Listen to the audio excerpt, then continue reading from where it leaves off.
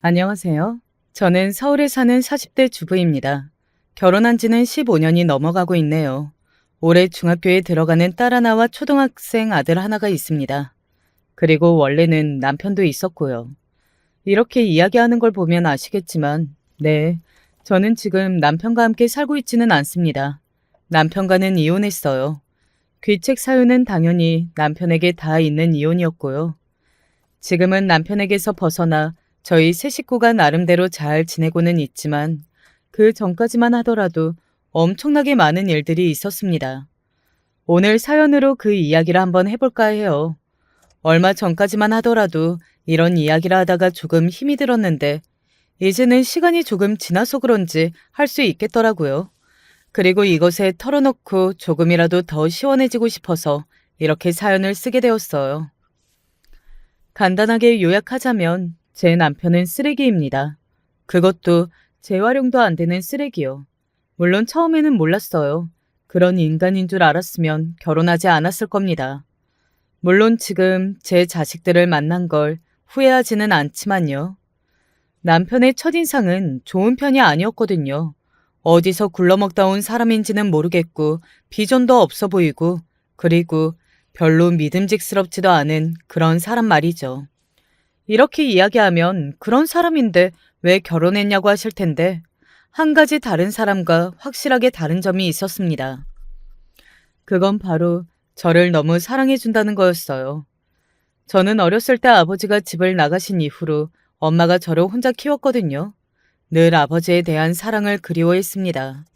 저희 아버지가 좋은 분이 아니셨기 때문에 따로 아버지를 찾아가거나 하지는 않았지만 말이죠. 그런 저에게 남편은 정말 사랑만 줬어요. 뭘 하고 싶다고 하면 바로 같이 해주고, 어디를 가고 싶다고 하면 바로 함께 가주고, 뭐가 먹고 싶다고 하면 말이 채 끝나기 전에 사다 주는 사람이에요. 그때 제 친구들이 이렇게 이야기하곤 했습니다. 민철 씨는 승희 네가 별을 따달라고 하면 별이라도 따올 사람 같아. 남들이 보기에도 그런데 저는 오죽했겠어요. 세상에서 저를 가장 사랑해주는 사람이라고 생각했습니다. 조금 못 믿어온 구석이 있더라도 저를 이렇게 사랑해주는 사람을 다시 만날 수 있을까 하는 생각을 했기 때문에 남편과 결혼한 거였고 말이죠. 그리고 시간이 지나고 이제는 남편에 대한 안 좋은 감정밖에 남지 않은 이 시점에도 그때 남편의 마음을 의심하지는 않아요. 뭐 그랬으니 그 꼴을 보고도 여태 살았던 건 아닐까 하는 생각을 하기도 하고요. 뭐 하나 가진 것도 없고 가족도 제대로 된 가족이 없는 저를 사랑해주고 가족을 만들어줬다는 그 고마움이 완전히 없어질 만큼의 큰 배신이 있고 나서야 저는 정신을 차렸습니다. 사실 그 전에 남편은 변했고 수없이 많은 배신들이 있기는 했어요. 남편의 첫 배신은 저에게 거짓말을 밥 먹듯이 한다는 것이었습니다. 이번에는 정말 취직했어. 이런 거짓말은 아주 상습적이었어요.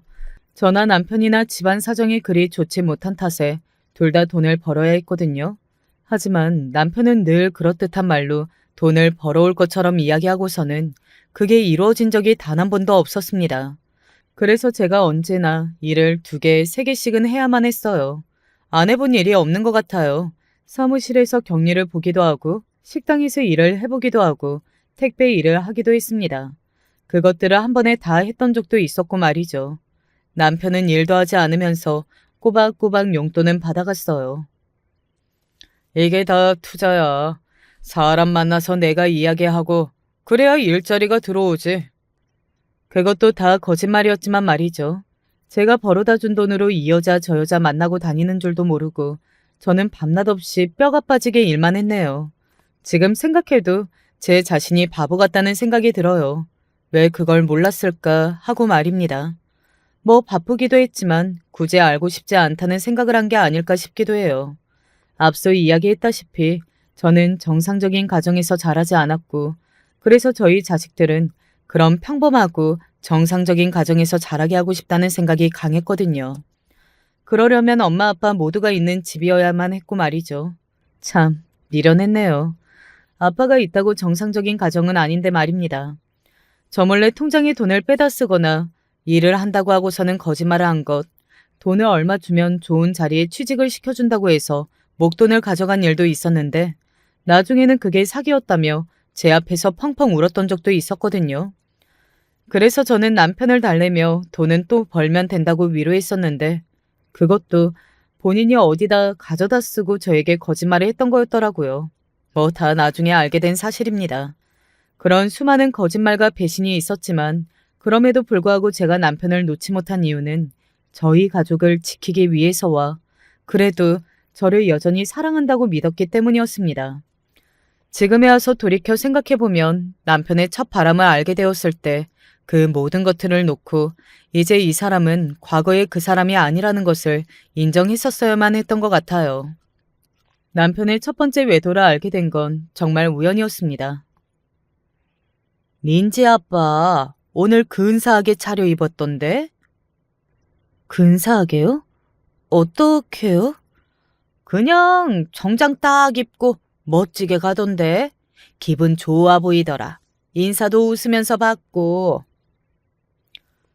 그런데 그런 상황이 아니었거든요. 분명히 저에게는 친구가 죽어서 장례를 끝까지 함께 해야 한다고 며칠 걸릴 거라고 하고 나갔는데 기분이 좋아 보인다뇨?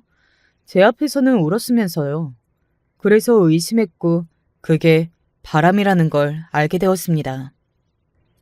여보, 내가 정말 잘못했어. 내가 죽을 죄를 지었어. 내가 잠시 미쳤었나 봐. 나도 저질러 놓고 이거는 아니라고 생각도 들었고 당신이랑 우리 애들을 잃을까 봐 무서웠어. 진짜 너무 미안해. 남편의 첫 번째 외도를 용서해 준 건 남편이 제 바짓가랑이를 붙잡고 울면서 사과를 했기 때문이었어요. 아, 물론 저도 가정을 깨고 싶지 않은 마음이 더 크기도 했지만요. 그래, 한 번쯤 실수를 할 수도 있지. 이렇게 나를 붙잡는 거 보면 아직 나를 향한 마음이 달라진 건 아니구나. 그렇게 스스로 어떻게 보면 최면 아닌 최면을 걸었습니다.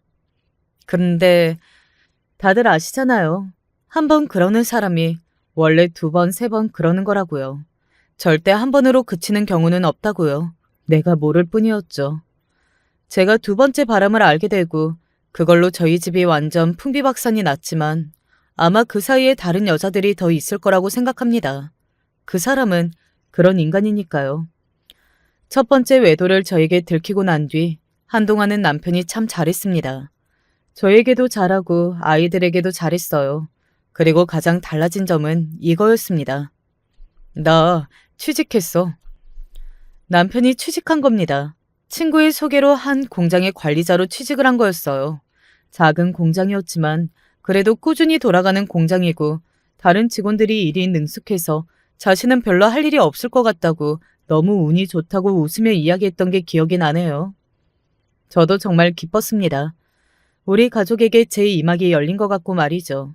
첫 번째 외도를 저에게 들킨 후 저와 아이들을 잃을 것이 너무 두려웠고 자신이 정신을 차리고 살지 않으면 안 되겠다고 취직 자리까지 알아보고 취직했던 남편.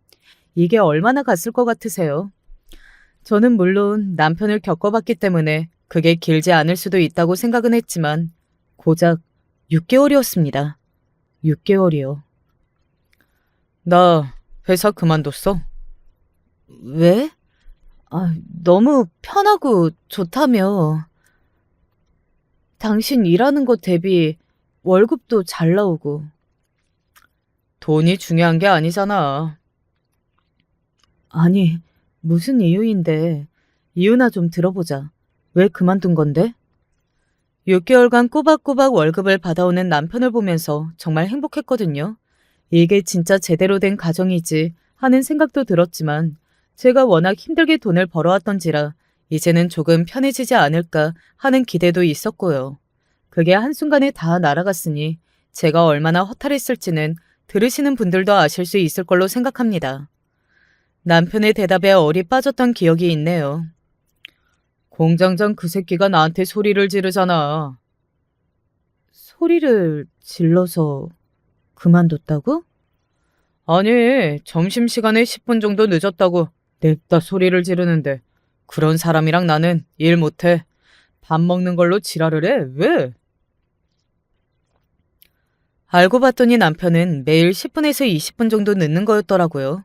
그러면서 공장 가동에 문제가 생기고 손해가 나니까 공장장으로서는 참다 참다 이야기를 한 건데 남편은 고작 그 정도로 지랄한다. 뭐 이렇게 반응하니 그분도 욱하셔서 소리를 지른 거라고 말이죠. 그 일자리를 소개해준 친구와도 연이 끊긴 걸로 압니다.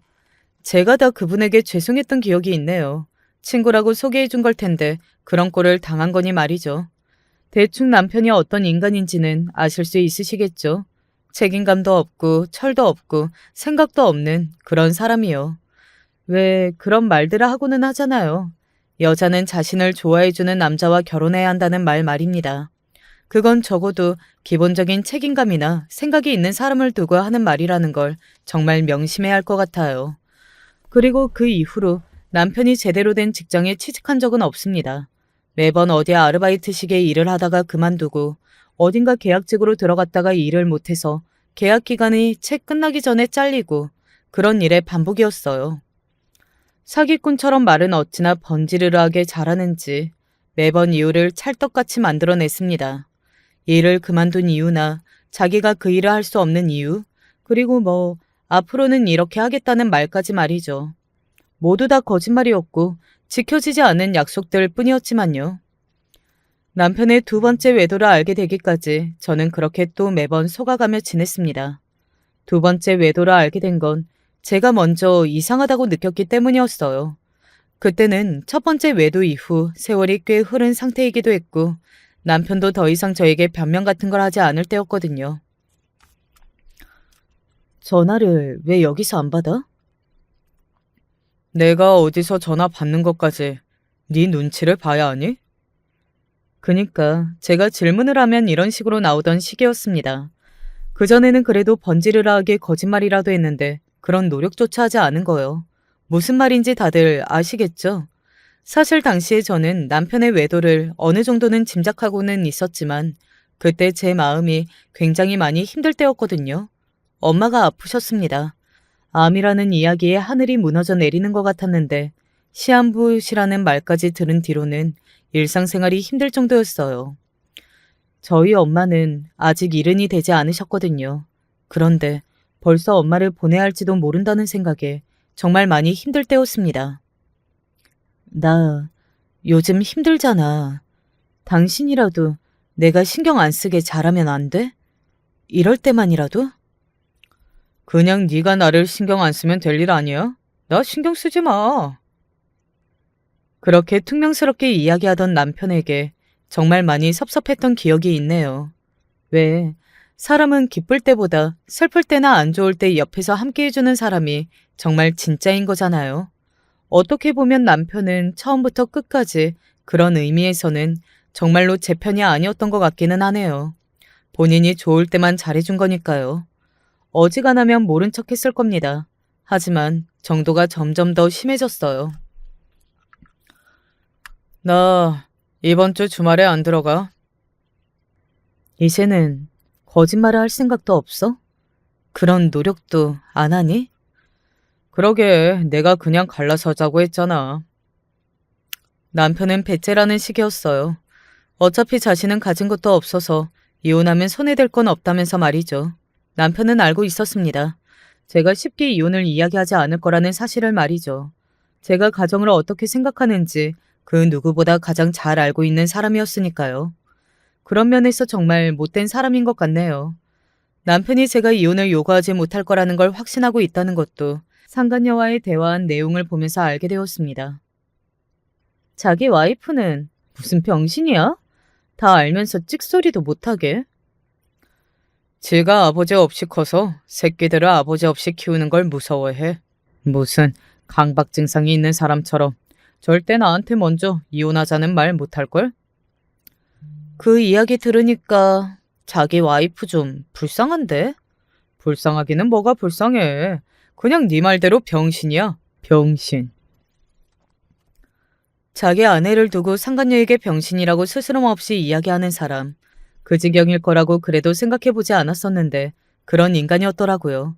사실 지금은 이렇게 쉽게 이야기를 하는 것 같지만 지금도 이 이야기를 하는 건 조금 힘들기는 해요.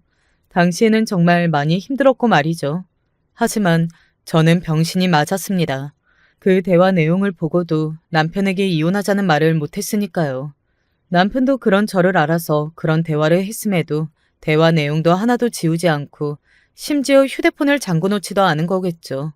제가 보든 말든 상관이 없으니 말입니다. 만약에 남편이 아이들에게 좋은 아빠이기라도 했다면 저는 그 어떤 수모를 겪어도 그냥 살았을 겁니다. 남편 말대로 저는 아버지 없이 컸기 때문에 아이들에게 아버지가 없는 삶은 절대 물려주고 싶지 않았으니까요. 하지만 남편은 아이들에게도 좋은 아빠가 아니었어요. 뭐 불륜하는 새끼가 애초에 좋은 아빠일 수는 없지만 말입니다. 애가 아빠랑 주말에 놀고 싶다잖아. 주말이 이번 한 번뿐이야? 매번 돌아오는 주말인데 왜 그 정도도 못 참아? 그러는 너는? 제가 화가 나서 소리를 버럭 질렀습니다. 제가 소리를 지르는 일은 잘 없는데 그때는 남편도 조금 놀란 것 같기는 했어요. 애한테만 주말이 매번 돌아오니? 너도 다음 주도 있고 다다음 주도 있잖아. 하지만 남편은 제 말을 귓등으로도 듣지 않았습니다. 아이가 그토록 바라고 기다리던 가족 나들이를 내팽개치고 그 상간녀를 만나러 간 날, 저는 처음으로 이혼을 생각했던 것 같아요. 나한테는 못해도 되지만 자식에게는 이러는 건 저도 참을 수는 없었거든요. 그러던 와중에 엄마의 상태가 더 안 좋아지기 시작했어요. 엄마는 제가 그런 일을 겪고 있다는 걸 전혀 모르셨거든요. 조금 철없는 사위지만 그래도 내 딸과 손주들에게는 잘하는 사위로 알고 있었습니다. 과거의 남편, 그 모습을 말이죠. 박서방 얼굴 못 본 지도 오래됐구나. 올해 추석에는 박서방 얼굴 좀 보자. 내가 데리고 올게요. 아이고, 오랜만에 온 식구가 다 같이 모여서 밥을 먹겠구나 그래. 엄마가 아픈 걸 남편도 알고 있었거든요. 그래서 엄마가 보고 싶다고 했다고 추석에 가자고 하면 그래도 그건 따라 나설 줄 알았습니다. 저와 관계가 좋고 안 좋고를 떠나서 사람 된 도리로 말이죠. 하지만 아니었습니다. 그날 나 일 있어. 일이 있어도 빼야 하는 거 아니야? 엄마가 보고 싶다고 했다니까? 다음에 갈게. 다음에 언제? 아, 다음에 간다고 좀. 그 말을 듣는데 제 이성의 끈이 날아가는 게 제가 느껴지더라고요. 남편은 이미 친구 관계도 거의 다 끊기고 만나는 사람이라고는 그 상간녀밖에 없다는 걸 잘 알고 있었습니다. 추석에 혼자 지내기 외롭다고 오빠가 같이 있어줬으면 좋겠다고 이야기하는 상간녀의 문자도 이미 본 상황이었고요. 나 이번에는 진짜 안 참아. 이것마저 안 들어주면 나 너랑 진짜 끝이야. 아이고, 그래라 그래. 누가 뭐 겁날 줄 알고? 알 수 있었습니다. 남편은 전혀 제 말을 믿고 있지 않다는 것을 말이죠. 우리 엄마가 너한테 좀 잘했냐? 그런데 어떻게 이래? 아파서 오늘 내일 하는 장모님이 보고 싶다는데 어떻게 그것마저 그년 보러 간다고 안 갈 수가 있어? 네가 그러고도 인간이야? 인간이냐고. 그년이라고 하지 마. 그 와중에도 상간녀 보고 그년이라고 했다고 버럭하는 걸 보고 정말 기가 막혔습니다. 왜? 네 마누라한테는 병신이라고 그렇게 낄낄거리면서 떠들면서 그년이라고 하는 것도 마음이 아파? 신경이 쓰여? 야, 그만하라고. 그때였습니다. 아빠, 바람 났어? 저는 그 자리에서 그대로 굳었어요. 저와 남편의 대화를 딸아이가 모두 들은 겁니다. 그 순간 저에게 누가 얼음물을 쏟는 기분이 들었던 것 같아요. 남편도 그건 예상 밖이었는지 인상을 쓰기는 하더라고요. 어린 딸아이에게 들킨 건 지도 쪽팔리기는 했던 모양이었습니다. 네가 고래고래 소리를 질러서 애도 알게 됐잖아. 젖바나장도 유분수지 되려 본인이 소리를 버럭 지르더군요. 하지만 저는 그 상황에서 다른 말을 하지 못했습니다. 할 수 없었어요. 완전 넋이 나갔거든요. 아이가 이 사실을 알게 되었다는 것이 저에게는 엄청난 큰일이었으니까요. 됐고, 나는 나가니까 네가 알아서 해결해. 그 상황에서 남편은 도망가듯 자리를 피했습니다. 무책임한 사람이라고 생각은 했지만 그 정도일 줄은 몰랐거든요. 자식의 문제에서까지 말이죠. 저는 아이에게 무슨 말이든 하고 싶었지만 입이 떨어지지 않았고 그저 놀라서 눈물만 흘렸습니다. 아이가 되려 저를 안아줬던 기억이 아직도 생생하게 나요. 그리고 그 기억을 떠올릴 때면 남편을 죽이고 싶다는 생각이 들곤 합니다. 그리고 남편은 결국 추석날 저와 자식들 그리고 시한부 판정을 받고 자신을 보고 싶다고 했던 장모님을 외면하고서는 그 상간녀를 만나러 갔습니다. 전화를 얼마나 했는지 몰라요. 하지만 받지 않더군요. 마지막에는 꺼져 있기까지 했고요. 정말 많이 울었습니다. 사람에게 받을 수 있는 상처 중에 가장 큰 상처이지 않을까 싶을 만큼 마음이 아팠어요. 그리고 그 다음에는 엄청나게 큰 분노가 찾아왔습니다. 저는 어떤 결심을 할 수밖에 없었어요. 아버지랑 연락하지? 갑자기 네 아버지는 왜? 나 아버지 연락처 좀 알려줘. 앞서 이야기했다시피 저희 아버지는 정말로 질이 좋지 않은 사람이었습니다. 그래서 헤어지고 사는 동안에도 단 한 번도 만나볼 생각조차 하지 않았고 말이죠. 하지만 만나야 했습니다. 목적과 용건이 생겼거든요. 엄마는 의아해했지만 그래도 별다른 질문을 하지 않고 아버지의 전화번호를 알려줬어요. 제 생각에는 그것도 엄마가 떠난 뒤를 생각하고 준 것 같아서 지금 생각하면 눈물이 납니다. 네가 먼저 연락할 줄은 몰랐다. 저도 제가 아버지한테 연락을 할 날이 올 거라고는 생각 못했어요. 무슨 부탁을 하고 싶은 게 있는 거지? 어떻게 하셨어요? 그게 아니고서는 네가 나를 찾을 이유가 없지 않나. 맞는 말이기는 했습니다. 그거 아니고서는 제가 아버지를 찾을 일이 없기는 했어요. 오랜만에 보는 아버지는 많이 늙으셨더라고요. 예전에는 외모에서 풍기는 그 분위기마저 험악하고 말을 걸기 힘들어 보이는 모습이었는데 어딘가 상당히 많이 유들유들해진 것 같다고 생각했던 것 같습니다. 그래, 다 이야기해라. 뭐든 다 들어주실 것처럼 말씀하시네요. 내가 들어줄 수 있는 거라면 다 들어주마. 너한테는 미안한 것도 많으니. 사실 아버지가 그렇게 이야기한다고 해서 어린 시절 엄마와 저에게 못했던 것에 대해서 용서할 마음은 없었습니다. 늙어버린 아버지의 모습을 보면서도 안쓰럽기는커녕 이 양반도 나이가 드니까 어쩔 수 없구나 하는 생각만 들었으니까요. 아버지 전문 분야라서 찾아왔어요. 제 그 말에 아버지가 고개를 끄덕였습니다. 예상하신 듯 했어요. 제가 뭐 돈을 달라거나 뭔가 다른 걸 요구할 거라고는 생각하지 않으셨을 테니까요. 엄마 일 아니면 이런 일일 거라고 짐작하셨겠죠. 사람 하나를 사람 구실 못하게 만들고 싶은데요. 이야기를 여기까지 들으신 분들은 이제 저희 아버지가 뭘 하시는 분인지 궁금해하실 겁니다. 짐작하신 분들도 있으시겠지만 저희 아버지는 건달이었어요. 흔히들 이야기하는 조폭? 뭐 그런 거 말입니다. 그래서 감옥도 몇 번 들락거릴 정도로 막 사는, 그리고 지금도 막 사는 사람이었거든요. 왜 제가 아버지를 찾아갈 생각을 한 번도 하지 않았는지 이제는 아시겠죠? 어디다 아버지에 관한 이야기를 한 적은 단 한 번도 없었습니다. 특히 성인이 되고 나서는 정말 하지 않았어요. 그 뭐 좋은 이야기라고 하겠어요.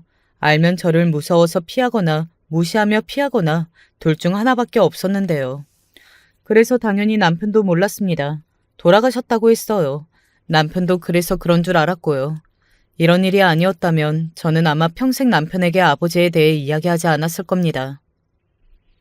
그래, 누구냐?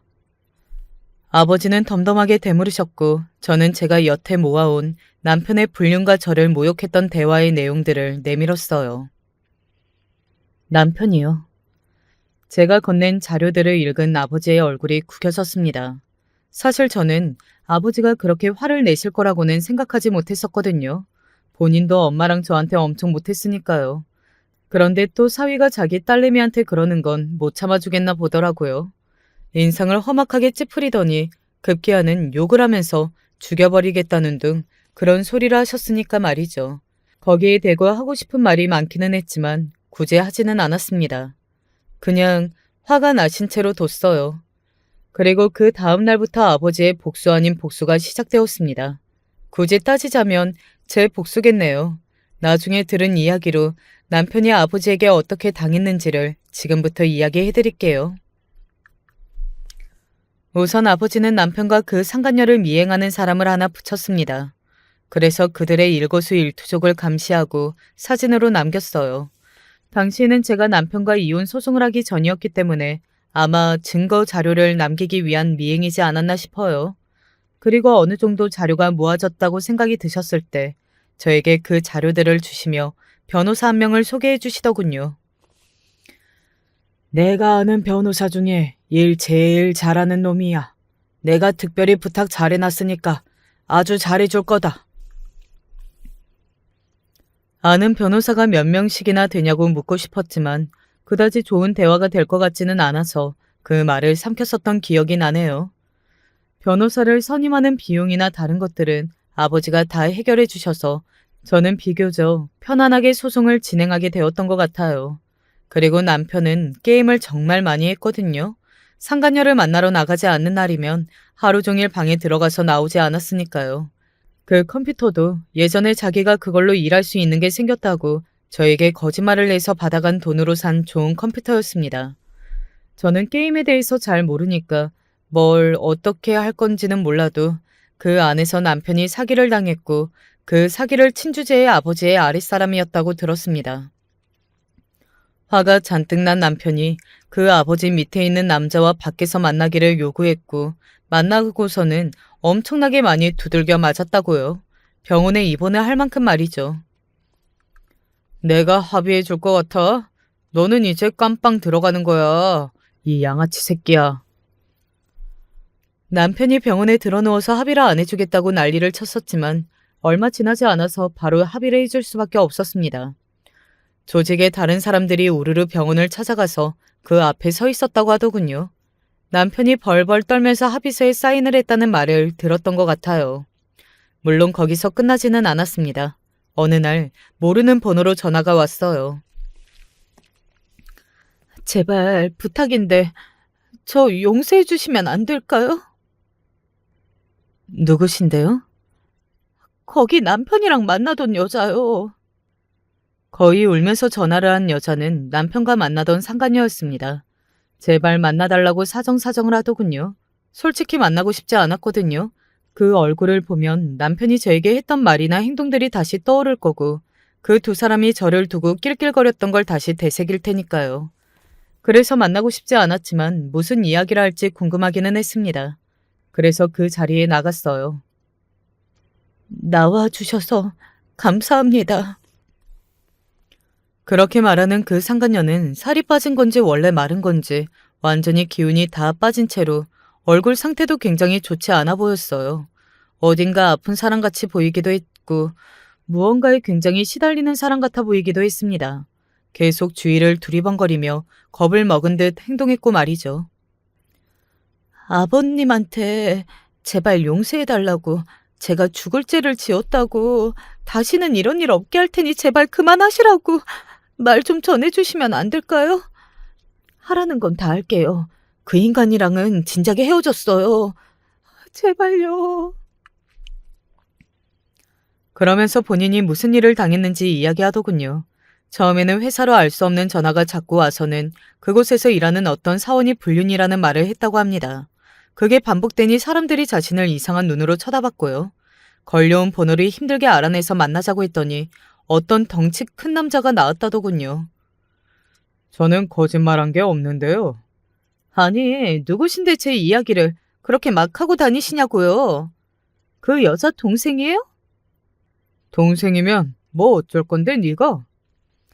그렇게 이야기하는데 숨이 확 막히더라고 하더군요. 예사 인물은 아니라는 생각이 들었다고 말이죠. 그리고 자신이 듣기로는 저에게 형제 같은 건 없다고 들었는데 그것도 이상했다고요. 아니, 대체 그 여자랑 무슨 관계이시길래 저한테 이러시냐고요? 고소라도 당해봐야 정신을 차리겠어요?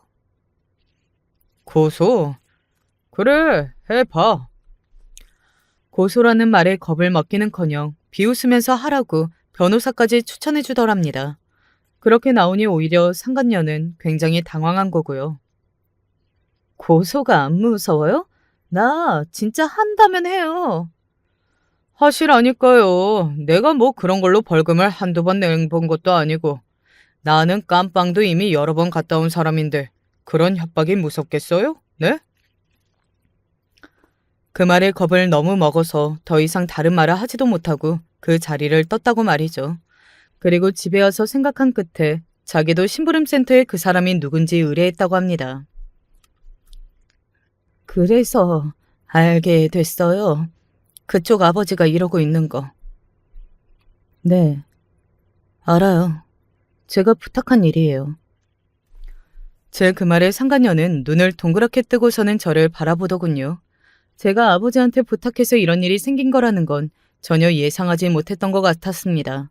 뭐 그도 그럴 것이 남편이 저에 대해서 한 이야기들을 보면 이해가 되지 않은 것도 아니었어요. 왜요? 내가 바보 등신이라 그런 건 못할 거라고 생각했어요? 상간녀는 그 질문에는 아무 말도 하지 않고 잠시 뭔가를 생각하는 듯 하더니 갑자기 제 바짓가랑이를 붙잡고 울기 시작했습니다. 정말 이대로는 못 살아요. 매일 집 앞에 와서 감시 중이고 따라다녀서 주변에서 저 사람 누구냐고 난리고 신고하면 다른 남자가 찾아오고 또 신고하면 다른 남자가 찾아오고 정말 너무 힘들어요. 그러게. 왜 그랬어요? 제 그 질문에 잠시 말을 하지 않더군요. 누군가에게 그만큼 고통을 줬으면 본인도 돌려받을 수 있다는 생각을 왜 못 해봤냐고요. 그리고 고작 그 정도로 나한테 용서해달라고 해요? 내가 입은 상처는 그보다 훨씬 큰데? 하라는 대로 다 할게요. 죄송합니다. 죄송합니다. 상간녀는 저를 보고 싹싹 빌면서 울더라고요. 사실 상간녀에 대한 복수심이 없는 건 아니었지만 근본적으로 가장 쳐 죽이고 싶은 건 제 남편이었어요. 저 여자야 저를 모르는 사람이라 쳐도 남편은 아니었으니까요. 그 인간이 한 짓은 정말로 용서가 안 되는 짓이었습니다. 그러면 내가 하라는 대로 다 할 거예요? 그 상간녀가 고개를 격하게 끄덕이더군요. 그런 그녀를 보고 제가 입을 열었습니다. 그 인간이랑 헤어졌다고 했죠. 다시 만나요. 라고 말이죠. 상간녀는 굉장히 의아한 눈으로 저를 바라보더군요. 그런 상간녀에게 말했습니다. 어디서 뭘 하는지 무슨 생각을 하는지 이런 거 나한테 다 공유해주고 빼먹을 수 있는 건 죄다 빼먹어요. 그리고 난 다음에 내가 차라고 할 때 차면 돼요. 그러면 용서해 주시는 건가요? 용서는 안 할 건데. 아버지한테 댁 그만 괴롭히라고는 말할게요. 제가 그렇게 말하니 고개를 격하게 끄덕이면서 그러겠다고 하더군요. 그리고 그날 이후 그 상간녀는 정말 남편의 일거수일투족을 저에게 보고했습니다. 남편이 뭘 먹는지까지 다 말이죠. 그리고 저는 그걸 아버지에게 다 전달했고요. 남편이 가는 곳마다 남편이 불륜남이라는 소문이 돌았고 이유 없는 사건, 사고들이 생겼습니다. 갑자기 자전거가 남편을 치고 가서 넘어진다든지 하는 것들 있잖아요.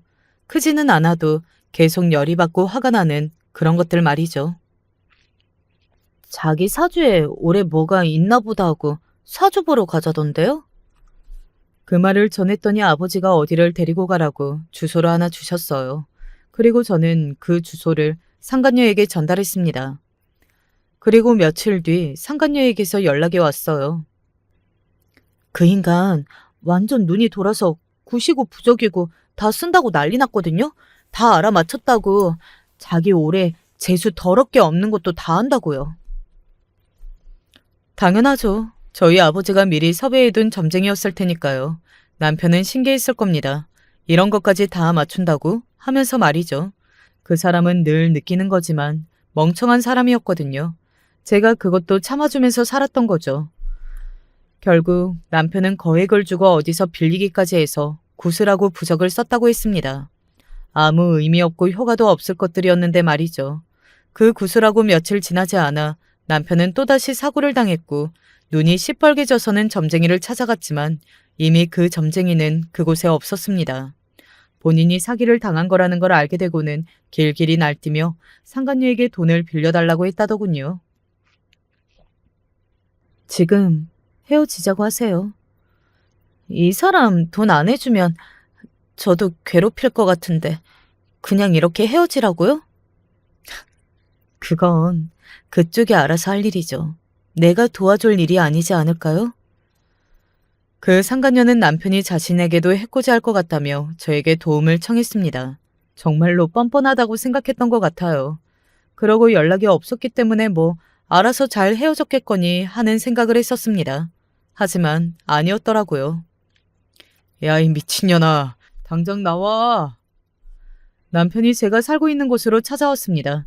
그리고서는 고래고래 소리를 질러대며 쌍욕을 하더군요. 예상치 못한 상황이었기 때문에 굉장히 당황하기는 했던 것 같아요.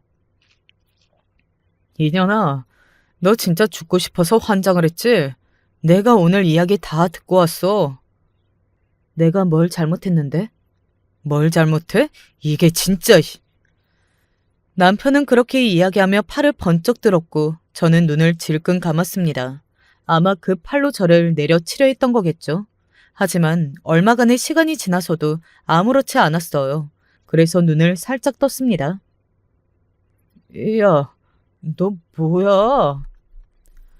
저를 내려치려던 남편의 손을 누군가가 잡고 있었어요. 이번에도 덩치가 큰 남자였습니다. 아버지가 붙여둔 사람이구나. 다행이다. 하는 안도의 한숨을 내쉬었던 것 같아요. 너? 지나가던 행인? 그러면 그냥 계속 지나가시지 왜 남의 일에 참견이세요? 남자가 여자를 이렇게 패는 건 제가 또 못 보거든요. 내 마누라라고. 마누라면 패도 되냐? 이 쓰레기 같은 새끼야? 어? 쓰레기? 두 사람은 소리를 질러대며 싸웠고 주위에 사람들이 하나둘 모여들기 시작했습니다. 그래, 쓰레기. 시한부 판정받은 장모가 얼굴 보고 싶다고 하는데도 추석날 상간녀랑 놀러간 씹새끼 아니세요? 남편이 그 소리를 듣고 움찔했습니다. 그 이야기는 조금 전까지 아무도 하지 않았으니까요. 어떻게 알았냐는 얼굴로 그 덩치 큰 남자를 바라봤어요. 네가 그걸 어떻게 알아? 남편이 그렇게 말을 하자 주위에서 구경하던 사람들이 수군거리기 시작했어요. 어머, 저 말이 맞나 봐. 진짜 쓰레기 새끼 맞네. 나 이런 건 막장 드라마에서나 봤지 현실에도 있는 줄 몰랐네. 같은 말들 말이죠. 어떻게 알았으면? 왜? 뭐 어쩌시게? 남자가 그렇게 이야기하니 남편은 뭔가 생각하는 듯 잠시 인상을 찌푸렸습니다. 그리고는 이내 아 하는 얼굴로 저와 그 덩치 큰 남자를 번갈아 보기 시작했어요. 니들 불륜이지? 둘이 니들 만나는 거지? 어디서 이것들이 나를 속이려고. 저와 그 덩치 큰 남자를 불륜관계로 생각하더군요. 뭐 만약 그렇다고 한들 본인이 저에게 화낼 이유는 없는 건데 말입니다. 지가 한 짓을 생각하면요. 너 미쳤니? 우리 사정 다 아는 것도 그렇고 이렇게 딱 나타난 것도 그렇고 이게 너랑 그렇고 그런 사이가 아니면 뭐란 말이야? 이게 진짜 지도 불륜하면서 나한테 욕하고 복수한다고 하고 그랬던 거야? 퍽 억울했나 보다 하는 생각을 하면서 웃음이 나왔던 것 같아요. 비웃음이요. 제가 그렇게 웃자 남편이 더 약이 올라가는 게 보였습니다. 욕하더군요. 야, 너 진짜 뒤지고 싶어? 웃어? 그때였어요. 누가 누굴 죽여? 그 소리와 함께 아버지가 이쪽으로 걸어왔습니다. 아마 그 덩치 큰 아버지의 부하 직원이 아버지에게 연락한 거겠죠. 아버지는 아우라 같은 게 있는 사람이었거든요. 덩치도 크고 키도 크고 그런 것도 있었지만 인상이 세기도 했고요.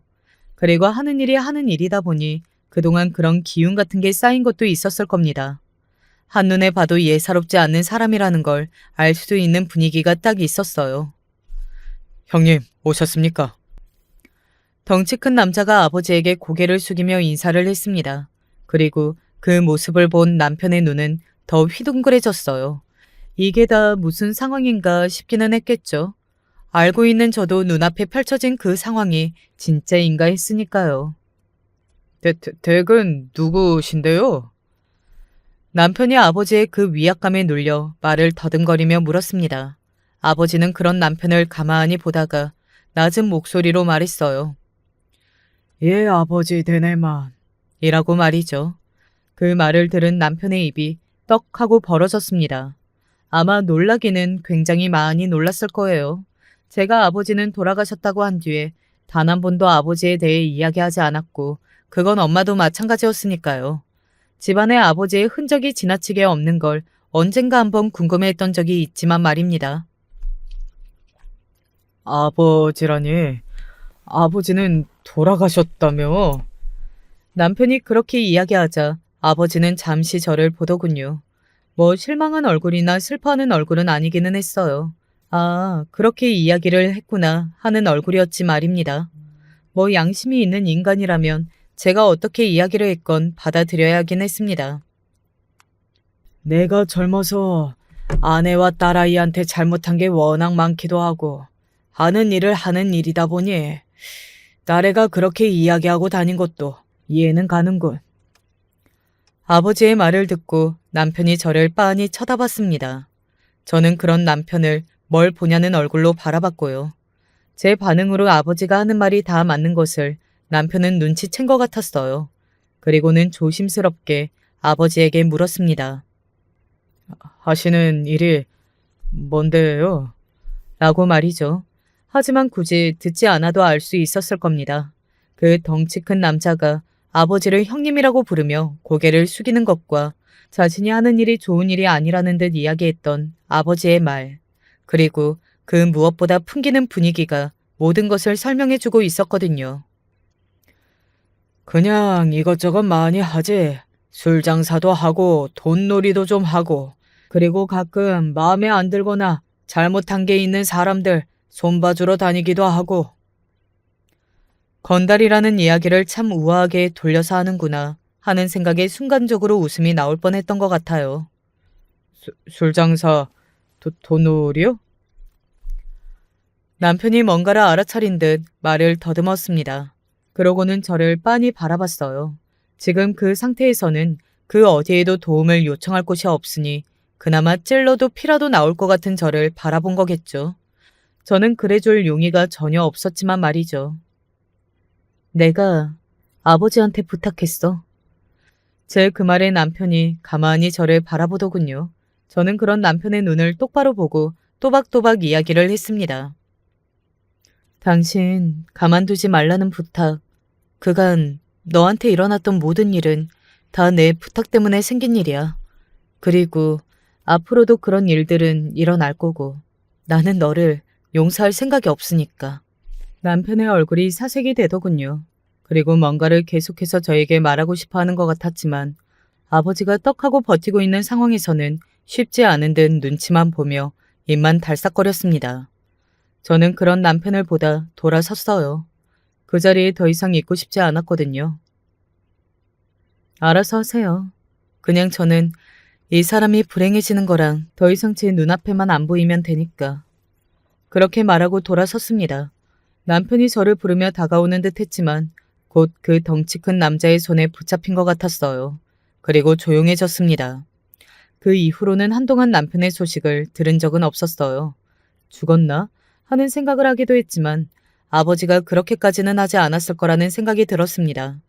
그리고 그 정도의 일이 있었으면 저에게도 연락이 왔겠거니 싶었고요. 그리고 그 이후에는 저도 정신이 없었어요. 엄마가 정말 많이 상태가 안 좋아지셨거든요.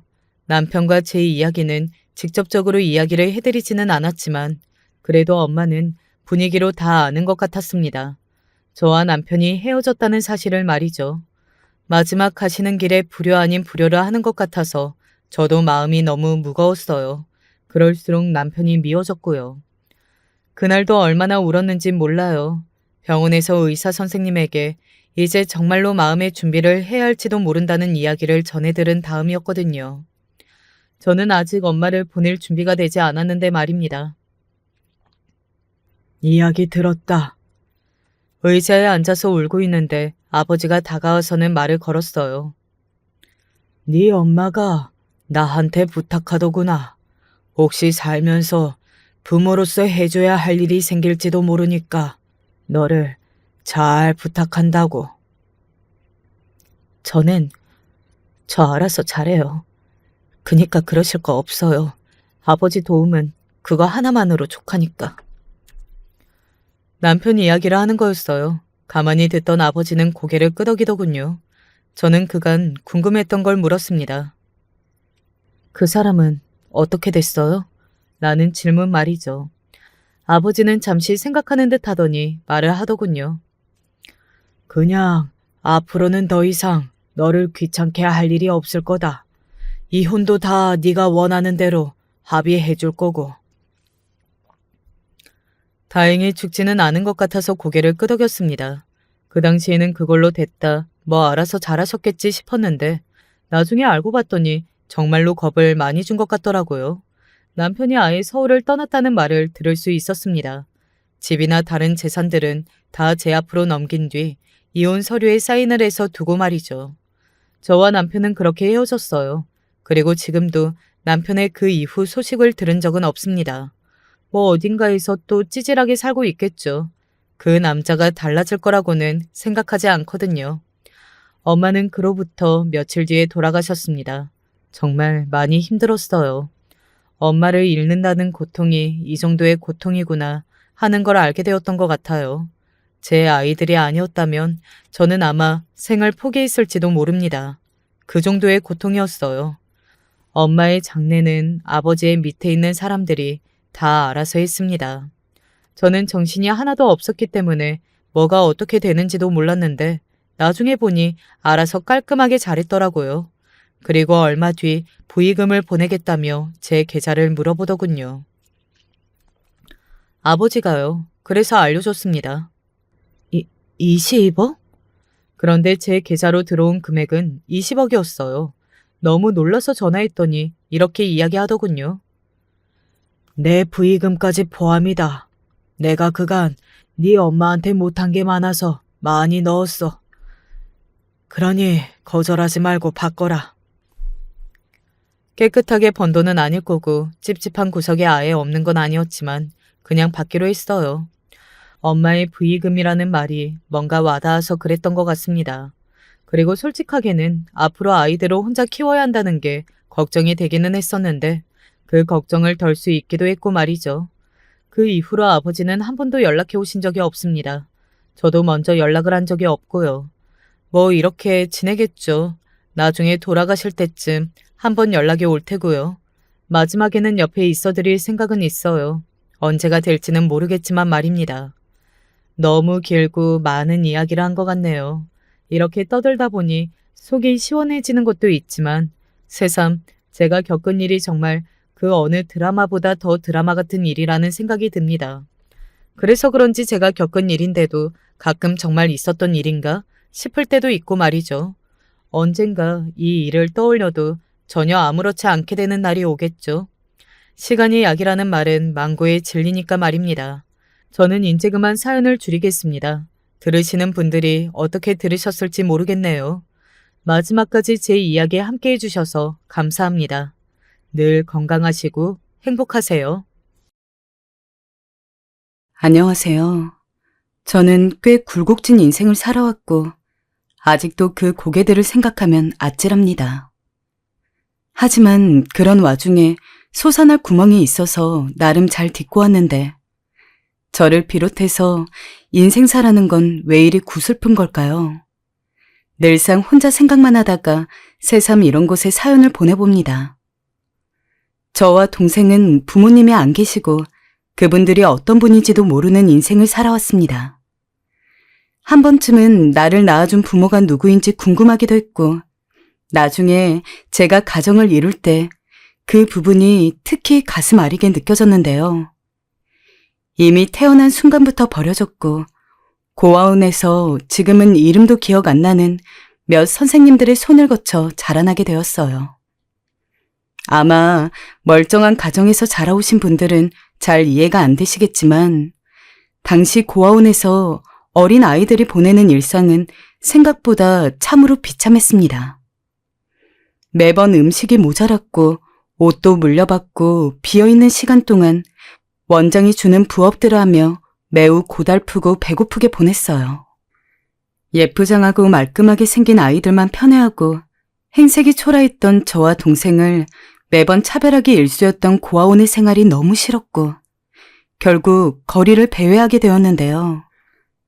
그때 저는 일생 절대 그래선 안 되는 선택을 여기서 하게 되었습니다.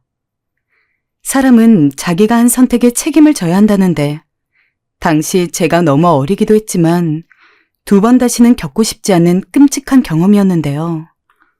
저희 같은 고아들만 노리고 있던 소매치기 일당 형들에게 붙잡히게 된 것이었어요.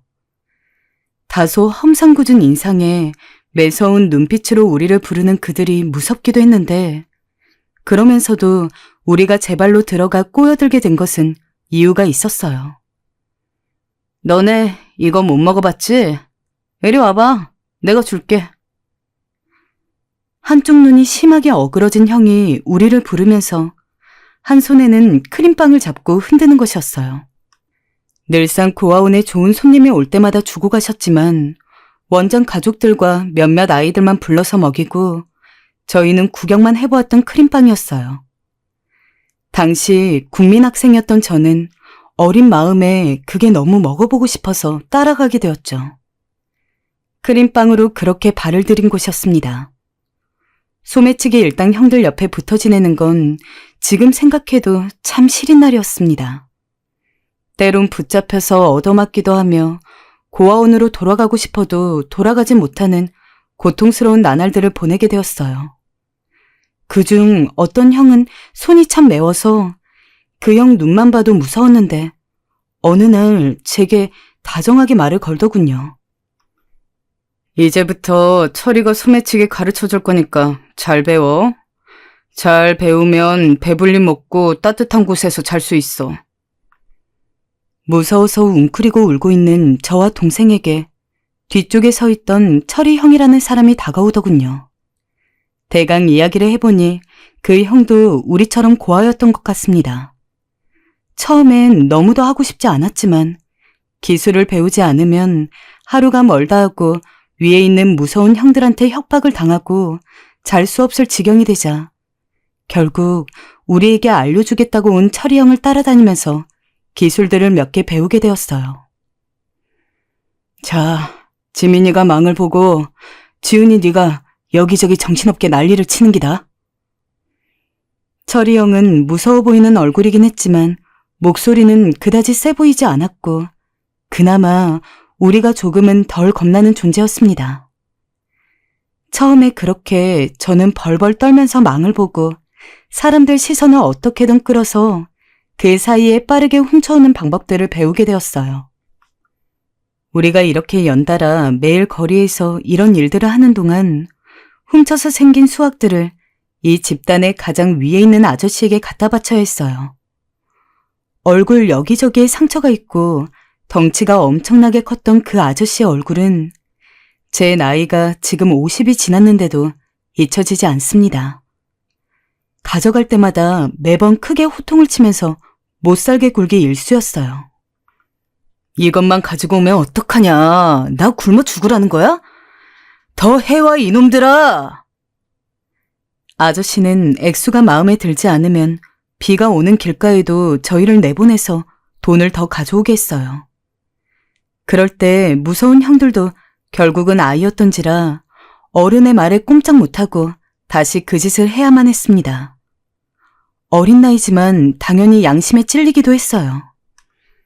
딱 봐도 힘겹게 하루하루를 살아가고 계시는 것 같은 할머니나 할아버지의 돈을 뜯어내거나 탐할 때면 이건 아닌데 하는 생각이 들곤 했습니다. 동생도 날마다 자기 전엔 제게 고아원에 가고 싶다고 말을 하곤 했어요. 형, 우리 도망이라도 갈까? 도망? 안 돼. 너 절대 그 얘기 형들 앞에서 꺼내면 안 돼. 알겠지? 우리한테 도망은 없어. 그럼 평생 사람들 돈 훔치면서 살아야 하는 거야? 동생이 도망 얘기를 꺼낸 게 그때가 처음은 아니었어요. 비 오는 날 고열에 변변치 않은 치료 한번 제대로 받을 수 없어 제 품에 안겨 웅크리고 있을 때도 도망치고 싶단 말을 하곤 했어요. 허나 나약한 형이 할 수 있는 건 그저 동생을 힘껏 끌어안아주며 눈물로 토닥이는 것뿐이었습니다. 저도 동생도 고아원에 있을 때를 차라리 그리워할 정도로 점점 피폐해져 갔어요. 저 역시 동생처럼 도망을 가고 싶은 날이 한두 번이 아니었지만 그땐 도망을 쳤을 때 따라올 결과가 더 무서워서 차마 용기를 낼 수가 없었어요. 그나마 다행이었던 건 우리를 전담해서 가르쳐주던 철이 형이 저희가 보기 안쓰러웠는지 몇 번은 우리를 소매치기에서 빼주기도 하고 자기가 해온 걸 몰래 쥐어주기도 했어요. 형, 이거 나 줘도 되는 거야? 그냥 가져. 늘 무뚝뚝한 얼굴로 감정 없는 말을 던지곤 했지만 철이 형은 그나마 유일하게 저희가 기댈 수 있는, 저희에겐 그나마 무해한 사람이었죠. 그러던 어느 날 저희가 철이 형과 더 친해진 계기가 있었습니다. 그날은 소매치기 집단 아저씨의 심기가 안 좋았던 날이었어요. 잔뜩 화가 난 얼굴로 저희를 부르더군요. 그날의 끔찍한 광경은 정말 잊을 수가 없습니다. 술을 잔뜩 마시고 온 아저씨는 저희들 벌이가 시원찮다며 가장 최근에 들어온 저와 동생을 지목했습니다. 그러더니 한 군데로 몰아놓고 사정없이 물리적 행동을 하였어요. 당시 저는 동생을 끌어안고 그냥 모든 걸 끝내고 싶다는 생각이 들 정도로 매섭게 맞고 있었는데 그러던 중 갑자기 뭔가 둔탁한 게 우리를 훅 하고 덮는 게 느껴졌어요. 아저씨, 그만하시라고요. 얘네들 이러다 죽겠습니다. 쓰라린 눈을 살짝 떠서 보니 철이 형이 우리를 얼싸안고 함께 뒹굴더군요. 그날 저희를 감싸고 편히 대어준 건 철이 형뿐이었어요. 철이 형이 있었기에 저희는 그래도 큰 상처 없이 무사히 그날을 지나갈 수 있었죠.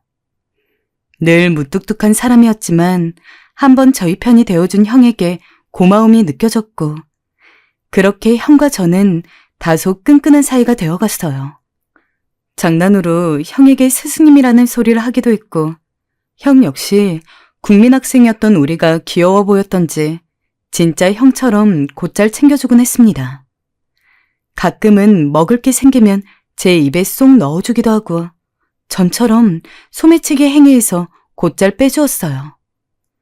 하지만 동생은 그날을 기점으로 정말 도망을 치고 싶어 했어요. 형, 나는 도망갈 거야.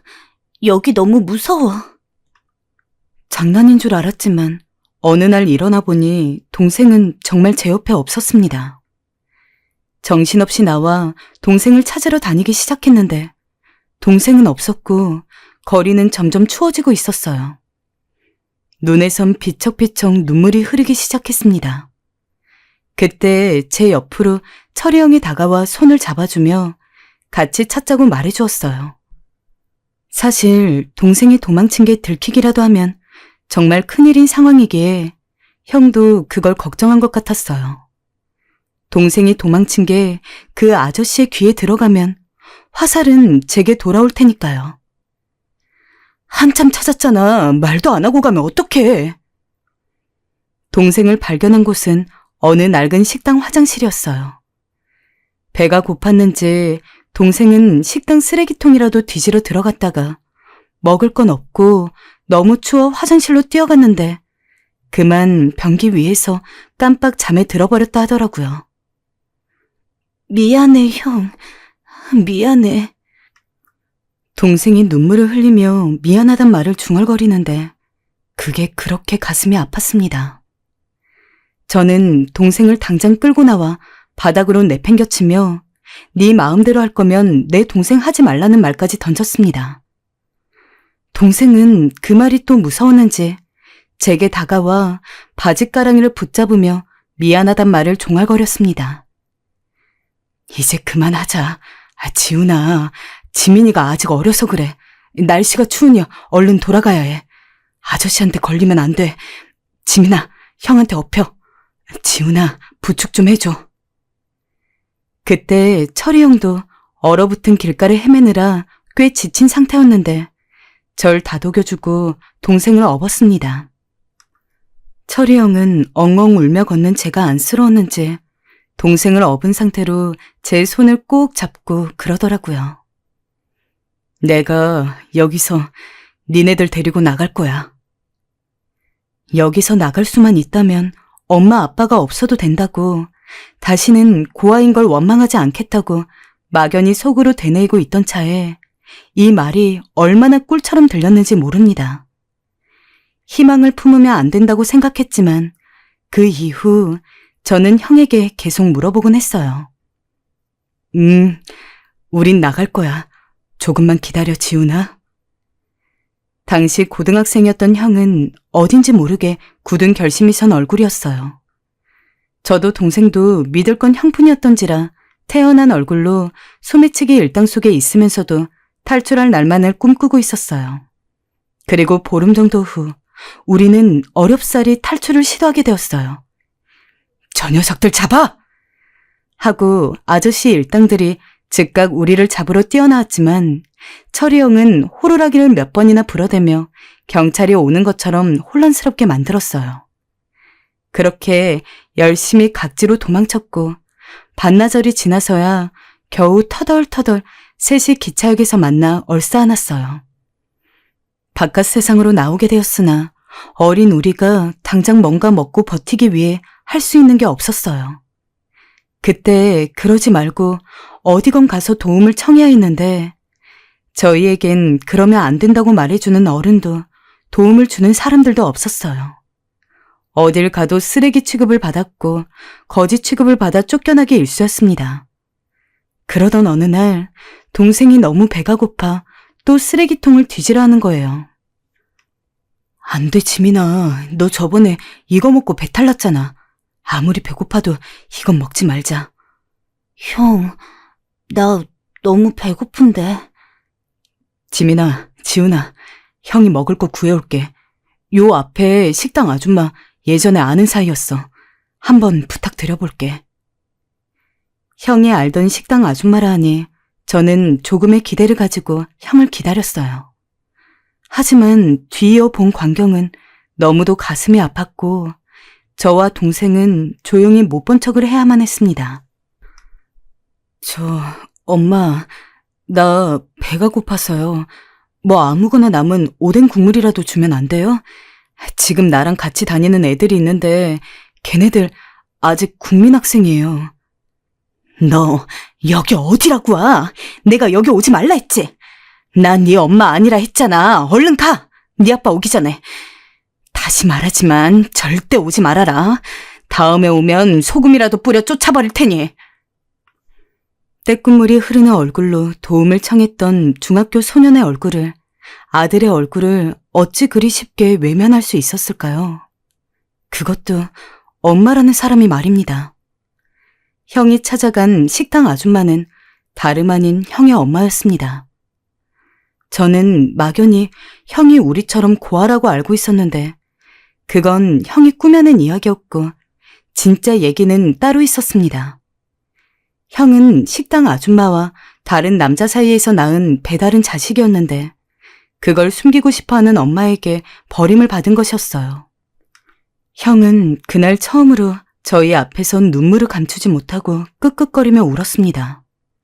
흐르는 눈물을 닦아줘봤자 형의 아픔과 슬픔이 단 한 푼도 덜어지지 않을 것 같아 전 그냥 형과 함께 울어버렸습니다. 세상엔 위로가 되지 않는 슬픔도 있다는 걸 그때 처음 알았던 것 같습니다. 얘들아, 안 되겠다. 우리 다시 소매치기라도 해서 돈을 벌어야 되겠어. 현실은 팍팍했어요. 결국 저희는 다시 소매치기에 손을 대버렸고 배고픔을 해결해 나갔어요. 잘 곳도 딱히 없어 공중 화장실에서 자야 했지만 그래도 일단 배를 골지 않을 수 있어 좋았습니다. 그리고 무엇보다 형이 있으니 전보다 좀 든든한 마음도 있었어요. 허나 그러던 중 너무나 아찔한 일을 겪게 되었습니다. 평소와 같은 흐름이었습니다. 동생 지훈이에게 망을 보게 하고 제가 여기저기 시선을 끌어당긴 다음 철이 형이 그 주변을 도는 웬 아저씨의 품을 슬쩍 하는 거였죠. 나름 익숙한 흐름이었지만 우리 모두 배고픔에 지친 상태라 어딘가 빈틈이 있었나 봅니다.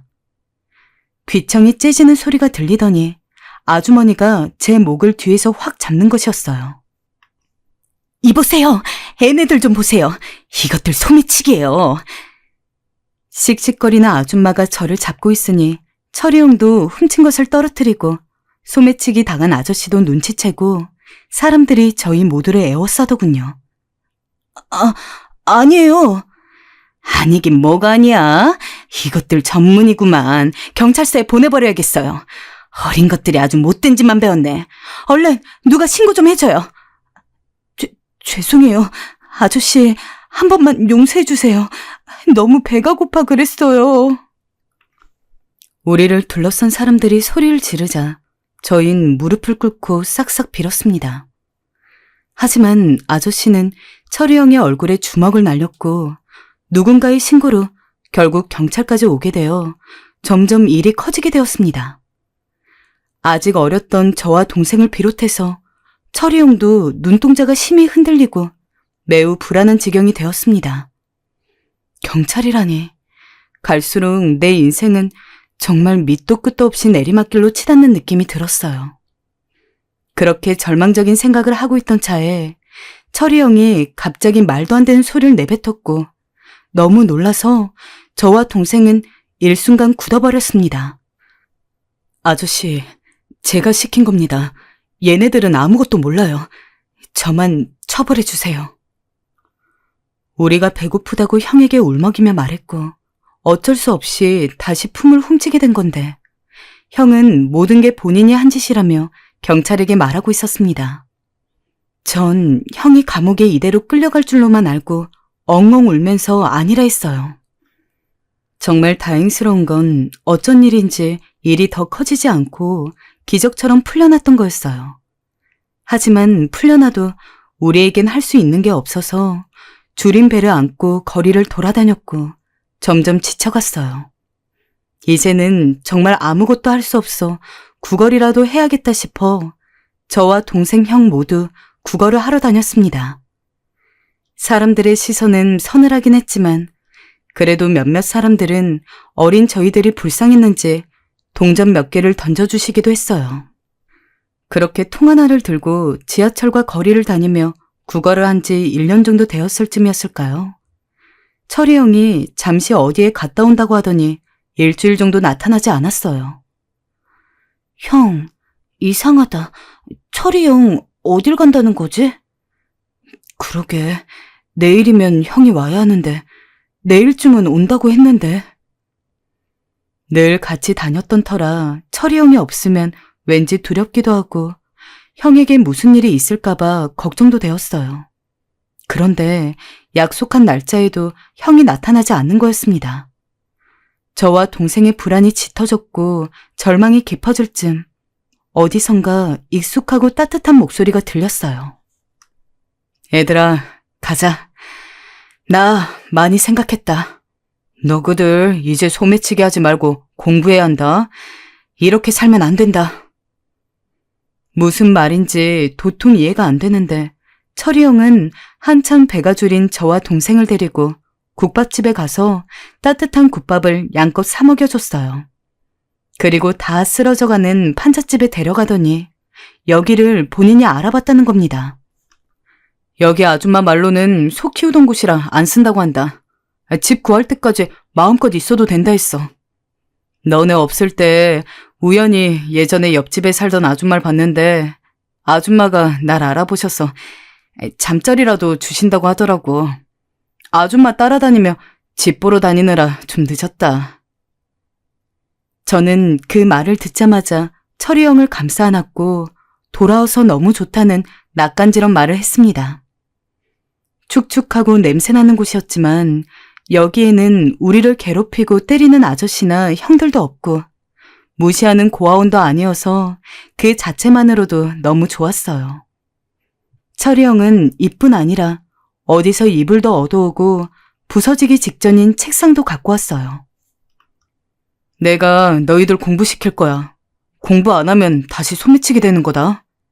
그러니 정신 차리고 공부해야 한다. 알겠지? 공부? 나 공부 못하는데. 난 못하는지 잘하는지도 몰라. 해본 적이 없는데. 마음 먹으면 못할 게 없어. 하자, 이제부터. 갑자기 공부해야 한다는 말은 황당했지만 어린 저희들은 소매치기로 살지 않을 수 있는 방법이라 하니 그저 무조건 고개를 끄덕였어요.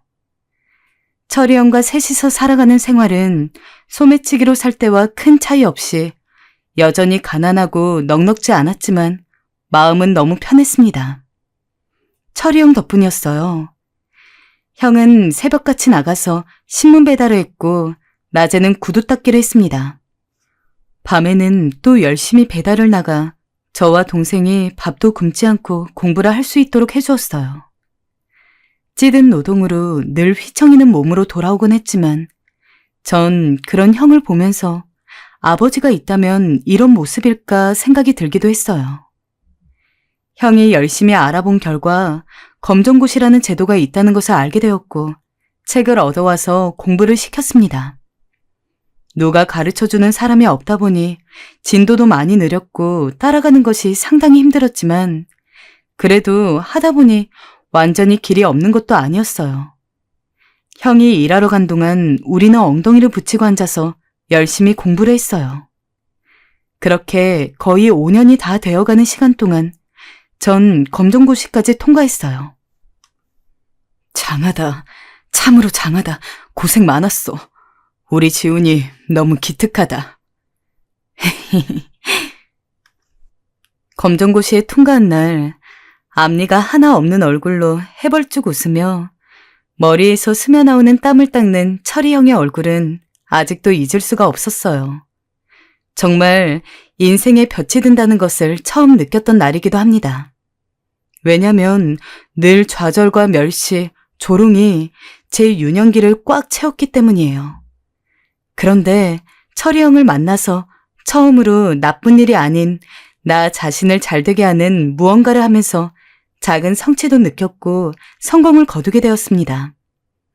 성취감을 한번 맛보고 나니 그건 그 무엇과도 비교할 수 없는 선물이었습니다. 점점 자신감도 붙었고 그렇게 동생의 검정고시도 가르쳐가면서 저는 저대로 한 단계 더 높여서 준비를 하게 되었습니다. 그러던 어느 날 형의 생일날이 되었습니다. 생일날은 우리끼리라도 늘 조촐하게라도 생일을 챙겼기 때문에 그날은 특별하게 형을 챙겨주고 싶었어요. 검정고시에 통과하게 해주고 새 삶을 살아준 사람이니 보답하고자 형이 좋아하는 미역국도 끓이고 저렴한 시계도 하나 샀습니다. 형이 좋아하겠지? 우리가 용돈 모았다는 거 알면 완전 감동받겠다. 얼른 형 기뻐하는 얼굴 보고 싶어. 언제 오지? 동생 역시 형이 기뻐할 얼굴만을 생각하며 기다리고 있었습니다. 그런데 한창 짚혀가던 제 마음의 불씨를 완전히 불어 꺼트리는 일이 발생하고 말았어요. 형이 국밥집 배달을 마치고 이쯤이면 당연히 들어오는 시간인데 밖이 한창 어두워져서 앞이 안 보일 정도인데도 기미가 안 보이는 겁니다. 왜 그런 건가 싶어 계속 신경이 쓰이고 이윽고 동생은 울음을 터뜨렸습니다. 철이 형, 왜 안 들어오지? 형. 그렇습니다. 저와 동생에게 있어 철이 형은 형이자 아버지였고 어머니였기 때문입니다. 부모님의 온기도 사랑도 느껴본 적이 없는 우리에게 형은 부모님 그 자체였어요. 함께 보낸 5년의 시간 동안 형은 매번 힘든 몸을 끌고 들어와 지쳐 쓰러져 자기 일수였지만 그 작은 방에 셋이서 몸을 웅크리고 자는 날들은 그 어떤 따뜻한 이불과도 비교할 수 없이 포근했어요. 저는 우리를 지켜주고 돌봐주는 철이 형이 이렇게 아무 말도 없이 안 들어온 적이 없었기 때문에 더 적잖이 당황했어요. 몇 번이나 다시 마음을 되새기면서 무슨 사정이 있을 것이다, 어디서 자고 오나 보다 하며 생전 없었던 일들을 억지로 상상하며 이해해 보려고 애썼지만 생일날 형이 이럴 리가 없었어요. 그렇게 달력이 넘어가고 또 넘어가도록 형은 들어오지 않았습니다. 일주일이 지나고 한 달이 다 되고 두 달이 되도록 들어오지 않는 형을 보며 우리는 포기할 수밖에 없었어요. 그 사이 몇 번을 불안함에 화도 냈다가 울기도 했던 동생은 힘겹게 한마디를 뱉더군요. 형, 우리 또 버려졌나 보다. 그지? 그 말이 너무 서글프고 비참하게 느껴졌지만 저는 아니라고 답할 수도 없었습니다. 저부터가 가장 크게 체감하고 있던 것이었고 그걸 동생의 말로 다시 한번 확답받은 것이었으니까요. 난데없이 그렇게 자취를 감춰버린 형을 두고 저는 속으로 형을 많이도 원망했습니다. 우리가 귀찮았다면 귀찮다고 말을 하지 그렇다고 사라져버리다니. 형이 사라진 건 저희에게 큰 상처였습니다. 허나 동생을 먹여 살려야 했기 때문에 이제는 제가 형의 자리를 이어 배달 일을 하면서 먹거리를 준비하고 그 와중에 고등학교 검정고시까지 따느라 여간 고생한 게 아니었어요. 일을 하면서 공부를 해보니 그간 공부만 할 수 있게 신경 써주었던 형의 고생이 얼마나 큰지 체감하게 되었어요. 그러면서 마음 한편에는 왜 우리를 두고 아무런 말도 없이 사라졌는지 그리움과 슬픔과 한탄이 오갔습니다. 몇 번이나 가슴속으로 형에게 물었어요. 형, 우리가 너무 염치 없이 형에게 붙어 있었나? 형, 많이 힘들었어? 우리가 잘못했다. 나도 이제 일할 수 있다. 우리에게 돌아와라, 형. 그렇게 저와 동생은 그 허름한 집에서 이어 몇 년을 더 살면서 형을 기다렸어요. 사실 다른 곳으로 가고 싶었지만 형이 행여나 올까봐 다른 곳으로 갈 수가 없었죠. 그 사이에 동생과 저는 각각 원하던 검정고시에 합격했고 저는 근처 어른들의 추천을 받아 지역 카센터에 일을 배우러 다니게 되었는데요. 정말 슬펐던 건 철이 형이 나간 이후로 전에 없던 불안감을 심히 느낀 동생이 이제 뭘 하던 제 옆에 꼭 붙어 있으려 하더라고요. 형아는 나 안 버릴 거지? 그 말을 들으니 너무 가슴이 아팠습니다. 동생에겐 저 못지않게 철이 형의 부재가 크게 느껴졌나 봅니다. 그래서 결국 고민하다가 뒤이어 검정고시에 붙은 동생을 카센터에 소개하게 되었어요. 우리는 한 곳에서 그렇게 근무를 하다가 시간이 많이 지나 형제 카센터라는 이름으로 새로이 창업을 하게 되었어요. 첫 시작이고 무척 떨렸지만 우리 손으로 일구게 된 이 작다면 작고 크다면 큰 성공에 정말 몸둘 바를 몰랐습니다. 그저 열심히 살겠다는 마음으로 카센터 일을 시작했는데 저희의 성실함을 알아주신 고객분들이 카센터를 많이 찾아주시면서 이루게 된 쾌거였어요. 그래서 더 감회가 새로웠던 것 같아요. 지훈 형, 그간 고생 많았다. 형 없었으면 어쩔 뻔했는지. 형이 나 카센터 소개시켜줘서 형 따라 열심히 할 수 있었어. 무슨 소리야 임마. 넌 뭐든 열심히 할 놈이었고 뭐든 잘 될 놈이었어. 우리 남들보다 힘든 시절 보냈지만 지금껏 잘 버텨온 것 같다. 네가 있으니 나도 버틸 수 있었고.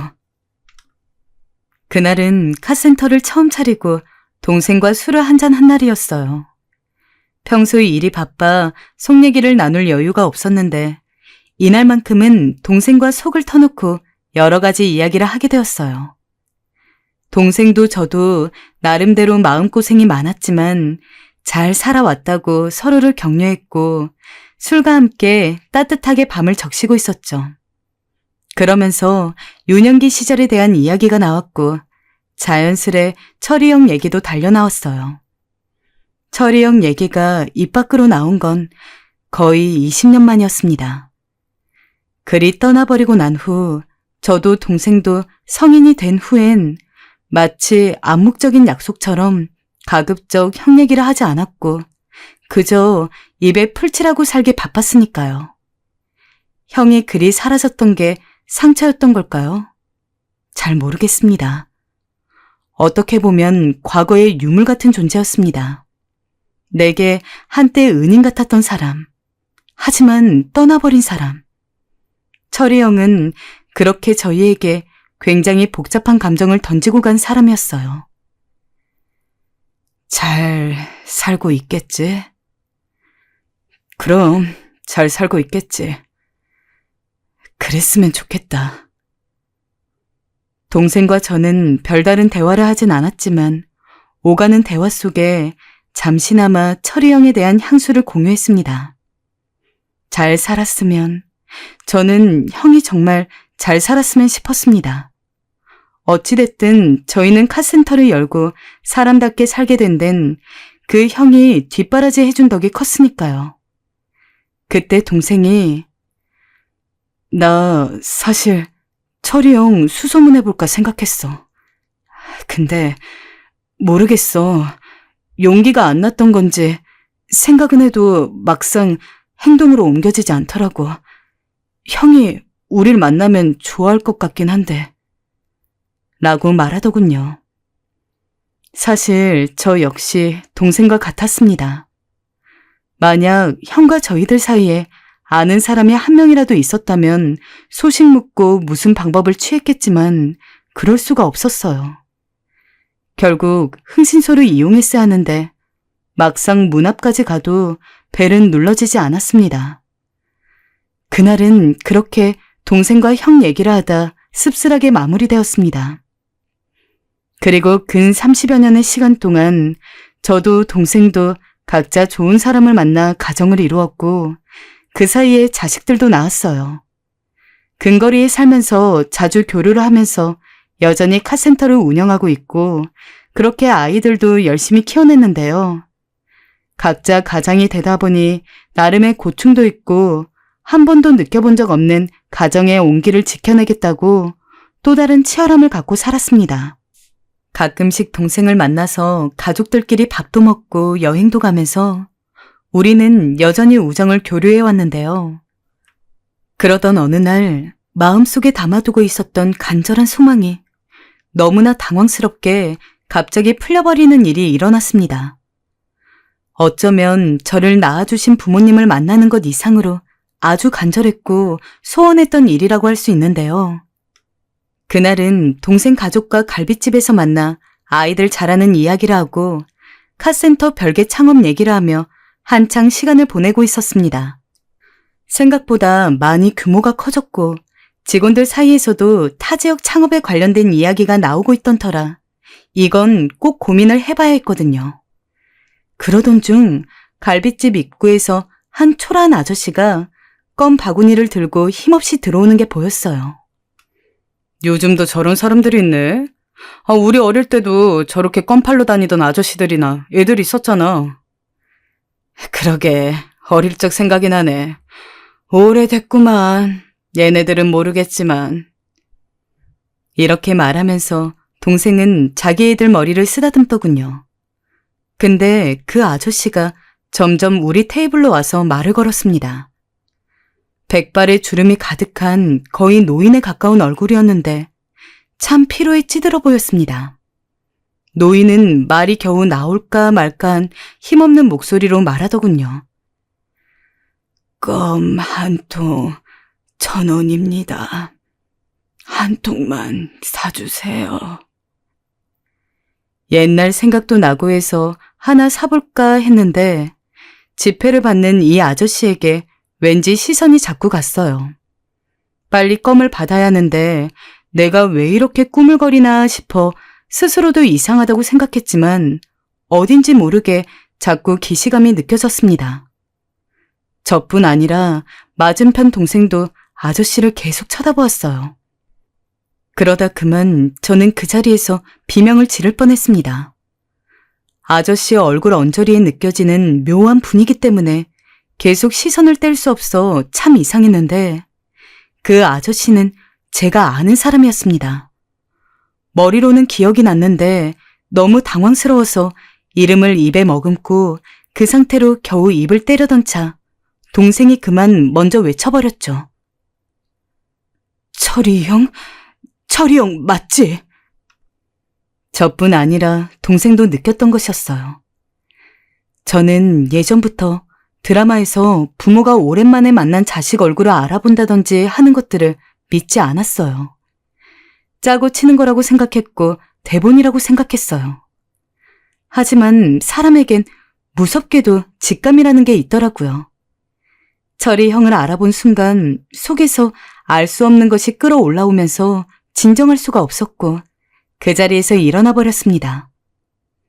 동생은 그만 바닥에 주저앉았고 철이 형은 도통 감을 못 잡는 얼굴로 저와 동생을 번갈아가며 보더군요. 아무리 보고 또 보고 들여다볼수록 온몸의 신경과 감이 바짝 곤두서며 저에게 말해주는 것 같았습니다. 이 사람이 철이 형이 맞다고요. 푹 꺼진 눈꺼풀이 다 뒤덮여 눈동자를 제대로 볼 수 없었지만 형이 분명 맞았고 당황해서 벌린 입 사이로 하나 빠져있는 앞니는 꼭 철이 형의 모습 그대로였어요. 형, 저 지훈입니다. 얘는 지민이고요. 형이 우리를 그렇게 먹여 살려주셨잖아요. 신문 배달하시고 구두 닦기 하면서 공부하라고요. 형, 우리 기억해요? 우리 이렇게 잘 살았습니다. 이제 가족도 있고 아들도 있습니다. 우리가 형 얼마나 보고 싶어 했는지 형은 짐작도 못하실 겁니다. 그제야 형의 눈시울이 조금씩 붉어졌고 형은 말을 잇지 못했어요. 그렇게 터져나오는 눈물을 추스리지 못한 채 엉엉 울며 계속해서 서로를 얼싸안았습니다. 한참 있다가 가족들에게 사정을 말하고 철이 형과 저 동생은 자리를 옮겨 술자리를 하게 되었는데 그때 겨우 묻게 되었습니다. 몇 년, 아니 몇십 년을 가슴에 두고 있었던 그 말을 비로소 입 밖에 내게 되었어요. 왜 우리를 버리고 갔냐는 거였어요. 몇 번이나 꿈을 꿨고 꿈속에서 형은 늘 답없이 사라지곤 했습니다. 드디어 실물로 만나본 철이 형은 씁쓸한 얼굴로 말을 잇더군요. 참말로 미안하다. 너희 기억할는지 모르겠는데 나 버린 어머니, 어느 날 어머니가 너무 보고 싶어서 연락을 해봤다. 그런데 어머니가 갑자기 쓰러졌다고 연락이 오길래 얼마 안 남았다는 말을 듣고 정신을 차릴 수가 없었어. 그래서 말도 없이 너희를 두고 멀리 내려가게 되었어. 근데 어머니의 임종을 보고 돌아오려고 했는데 새아버지가 날 무서운 얼굴로 붙잡더라. 갑자기 여동생을 빌미로 협박하면서 돌아가면 가만두지 않겠다고 하더라고. 싫다 했는데도 계속 붙잡고 협박을 했다. 여동생이 너무 어려서 차마 니들한테 갈 수가 없었어. 결국 나는 또 그 징글징글한 국어를 하고 소매치기를 하면서 비참한 인생을 살았단다. 니들한테 참 부끄럽다. 그래도 니들이 잘 사는 것 같아 다행이다 참으로. 나랑은 다르게 니들이라도 잘 살아서 나도 꼭 잘 산 것 같다. 저희는 믿을 수가 없었습니다. 우리에게 그렇게 많은 것을 주려고 했던 형이 자신의 삶은 이렇게 피폐해져 있었다니. 듣고 정말 너무 애달파서 견딜 수가 없었어요. 현재는 지병을 얻어서 다리 한쪽도 절개되었고 누가 봐도 노숙자인 모습으로 이렇게 껌을 팔아가며 빵과 우유 등으로 연명하며 살았다고 합니다. 그런데 형의 다음 말을 듣고 저는 온 마음이 와장창 무너져 내리는 것 같았습니다. 너희들 이렇게 잘 사는 거 보니까 보기 좋구나. 나도 결혼했으면 이래 살 수 있었겠나 싶다. 근데 나 부탁 하나 해도 되나? 내일 밥 먹을 돈이 없다. 내 국밥 한 그릇 사서 실컷 사서 먹어보고픈데 오랜만에 만난 너희들한테 이런 부탁해서 미안한데 돈 7,000원만 빌려줄 수 없나? 꼭 갚을게. 철이 형은 우리에게 아버지였고 가족 이상의 것이었는데 우리에게 줄 수 있는 모든 걸 다 주려고 했으면서 자기는 저렇게 힘든 삶을 살고 있고 그마저도 국밥 한 그릇 부탁하는 게 미안해서 고개를 들지 못하고 있었습니다. 그간 형의 삶이 얼마나 처연했는지 얼굴에 잔뜩 늘어선 주름이나 쉰 목소리를 통해 알 수 있었고 매번 우리에게 밥을 먹이려고 애썼고 밤낮 없이 일했던 형의 등은 더욱 굽어 있었습니다. 어쩔 줄 몰라 당황하는 형을 보며 저는 눈물을 닦고 동생을 보았어요. 말하지 않아도 우리의 마음이 어느 정도 통한 것 같았습니다.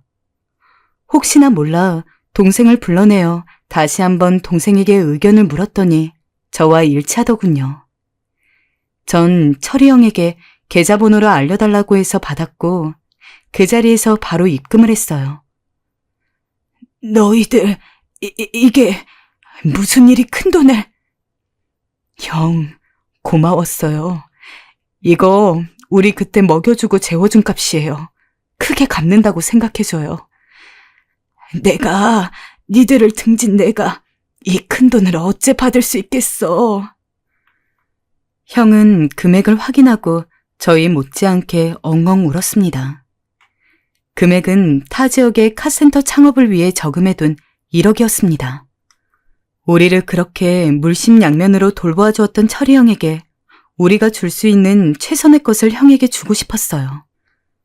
가파르고 가파른 인생 속 그래도 어딘가는 뚫려있고 아직 세상을 살아가도 된다고 알려주었던 철이 형에게 우리도 그 나름의 대답을 하고 싶었습니다. 그리고 저희는 형을 토닥이며 헤어졌어요.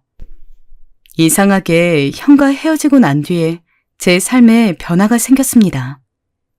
형의 존재를 확인하고 형에게 은혜를 갚고 나자 어딘지 모르게 마음이 많이 가벼워졌습니다. 무거웠던 짐이 내려놓아진 것 같고 또 동생과도 형, 우리 정말 잘했다. 그지? 그러니까 카센터 새로 여는 것보다 철이 형 도와준 게 훨씬 값진 일 같아. 이런 대화들을 나누며 감사하는 마음으로 하루하루를 보내고 있습니다. 하지만 한편 가슴은 아픕니다. 저희는 이렇게 잘 되고 자식도 낳고 성공도 할 수 있었지만 형은 왜 그런 운명의 굴레 속에 들어가 그리 살아야만 했는지. 만약 시간을 되돌려 형이 어머니의 임종을 지켜보지 않았다면, 아예 몰랐다면 형의 인생은 바꿀 수 있었을지. 시간을 돌릴 수 없는 현실이 너무도 씁쓸하게 다가옵니다. 하지만 여러 생각들이 들지만 그래도 지금은 형이 다시 재기할 것만을 믿고 있습니다. 얘들아, 정말 고맙다. 이 마음 잊지 않을게. 우리 다시 만나자꾸나. 그땐 내가 밥을 사주고 싶구나. 철이 형. 얼마 전 형에게서 이런 문자가 왔는데요. 삶의 구덩이에서 만나 어떻게든 이겨보려고 했던 형의 현재가 너무나 애처롭게 느껴졌지만 저희에게 삶의 의미를 알려준 형 역시 조금이라도 그 빛을 발견하길 진심으로 바라고 있습니다. 형, 진심으로 잘 되길 응원합니다. 그리고 어두컴컴했던 유년기 시절을 밝게 비춰주어 감사했습니다.